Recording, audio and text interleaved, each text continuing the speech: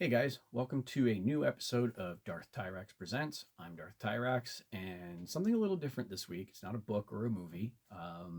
It's not gaming related or collectible related either. This week, we're going to talk about the album Master of Puppets by Metallica, the iconic album Master of Puppets by Metallica.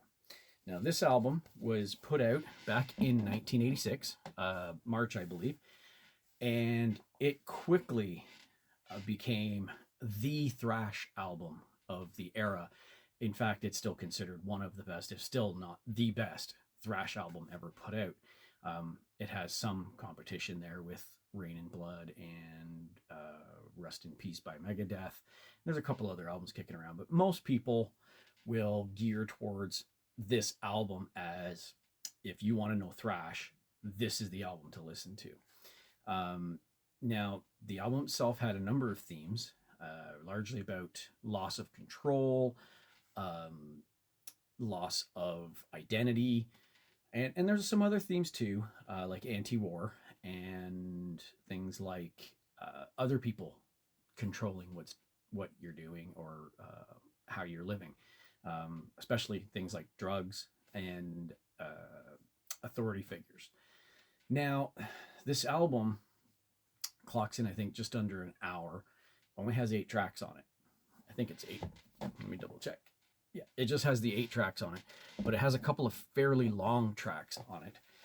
And the album itself is considered it is considered very good, even critically. It received quite a bit of critical acclaim in regards to its technicality, its production, and the subject matter as well, and how they handled the subject matter.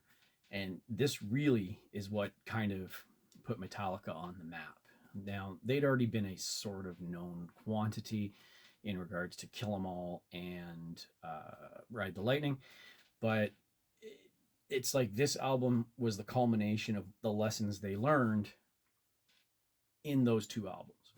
This was also their first album after signing with Elektra Records, a major label of the era, and they ran into a little bit of pushback from the fandom because signing with a major label back then was almost considered selling out to some degree, which is unfortunate because without a major label, you're not going to get out there further. You're basically doing bootlegs and bar gigs, and I don't care what anybody tells you.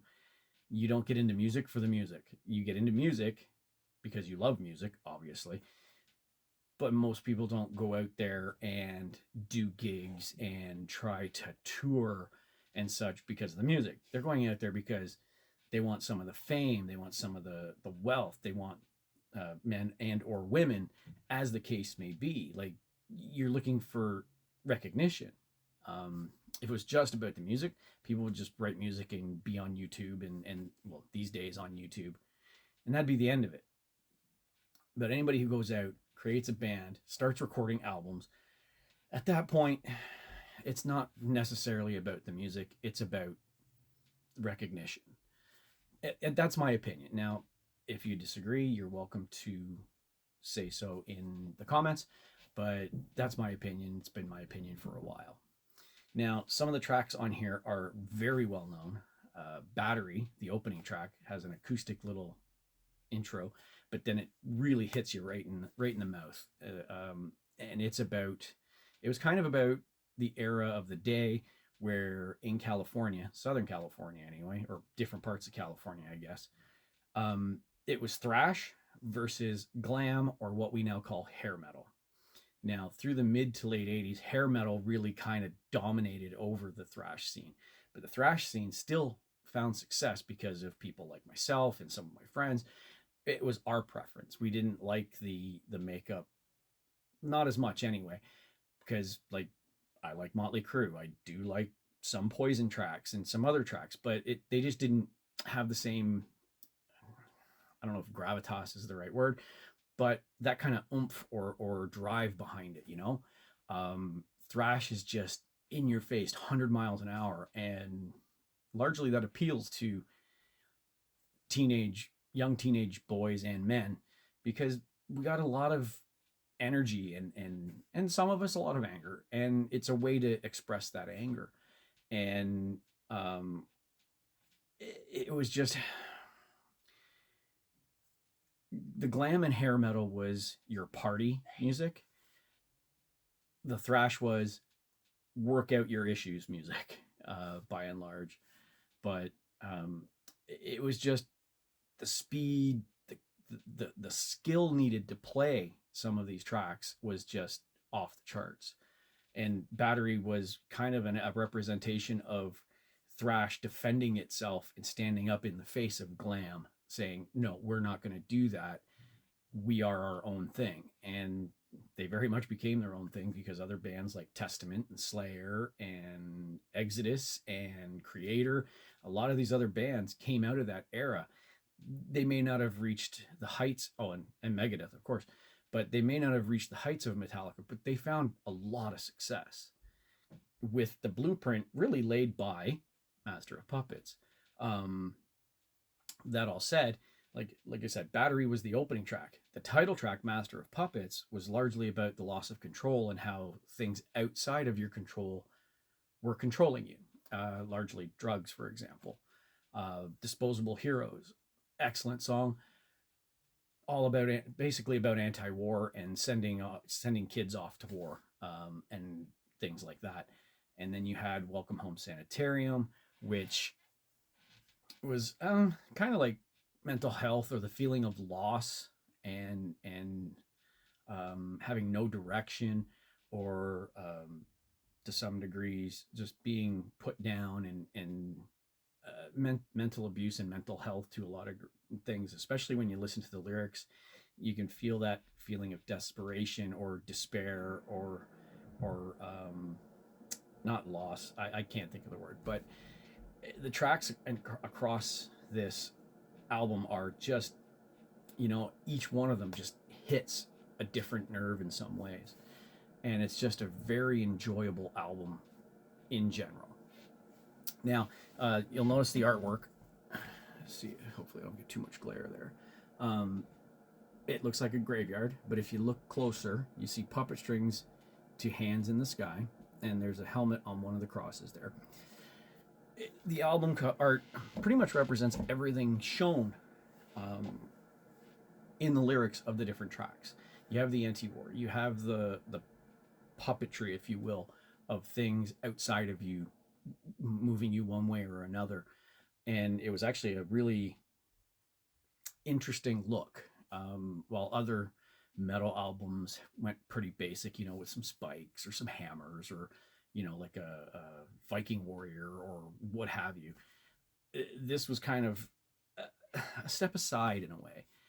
Now, Metallica is, or was anyway, they're probably not my favorite thrash or metal band anymore, but they're probably still top 10 if I really sat down and thought about it. Back in high school, though, yeah, they were it. It was them, Metallica, not so much Slayer. I learned to like Slayer later on in life, but and then you had the Motley Crues and the Guns N' Roses and the AC/DCs, who were kind of a level below.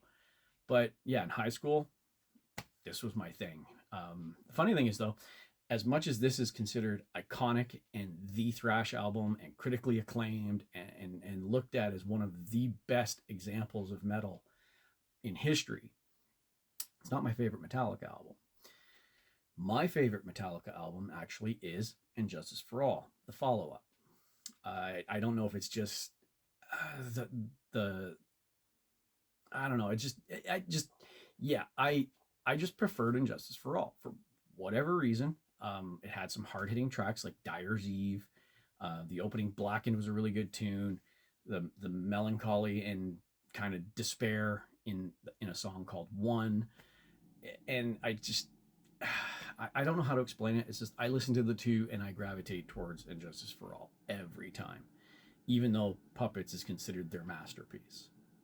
But if you're not a metal singer, metal listener, I should say, singer. If you don't listen to metal and you're wondering what metal's all about and how it sounds and kind of what it's like, I would say listen to this album.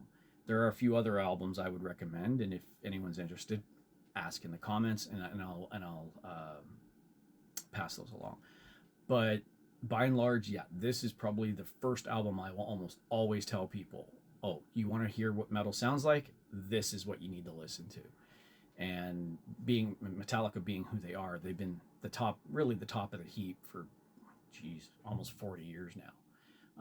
Like this album got them touring with Ozzy, um, which really put them out there because Ozzy was the godfather of metal at the time, and they toured the world.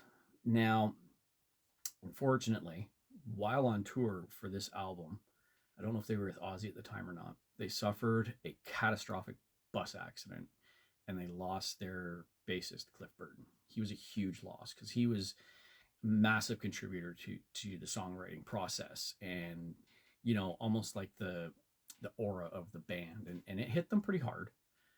They did replace him with a bassist named Jason Newsted, and he joined them for the Injustice for All album, and he was around for the next 15 years or so. And then they parted ways. But Jason Newsted also saw the band through a transition to their sound evolving. Some say for better, some say for worse, some say neither here nor there. And in the mid aughts, they replaced him as well, and with Robert, I think his last name's Trujillo, I can't think of it offhand, for Saint Anger, which many people panned as not a very good album.